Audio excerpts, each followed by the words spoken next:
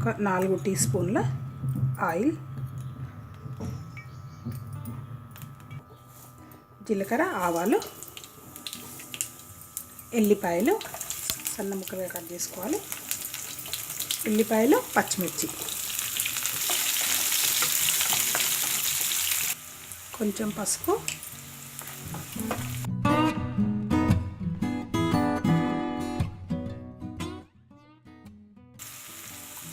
ఇప్పుడు పాలకూర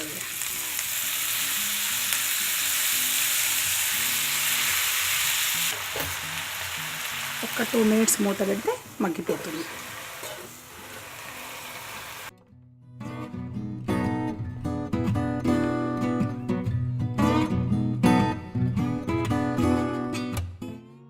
ఒక హాఫ్ టీ స్పూన్ అల్లం వెల్లిపాయ పేస్ట్,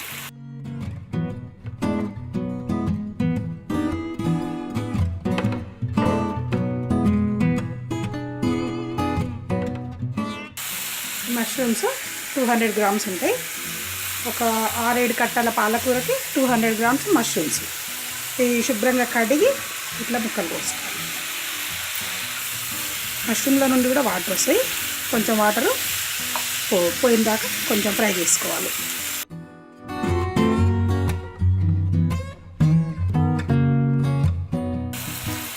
కారం, ఉప్పు సరిపడా. కారం, ఉప్పు వేసినాక ఒక 5 మినిట్స్ సిమ్ మీద మగ్గనియాలి.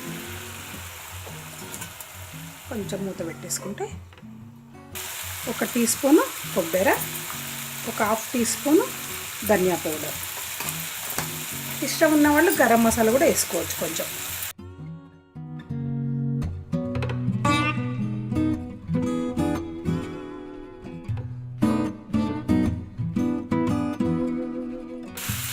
ఒక 2 మినిట్స్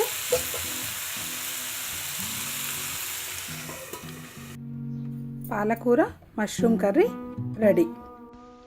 మా ఛానల్ని సబ్స్క్రైబ్ చేసుకోండి. ఇంకా అక్కడ బెల్ కనిపిస్తుంది కదా, దాన్ని క్లిక్ చేయండి. అప్పుడు మా వీడియోస్ మిస్ అవ్వరు. Thank you.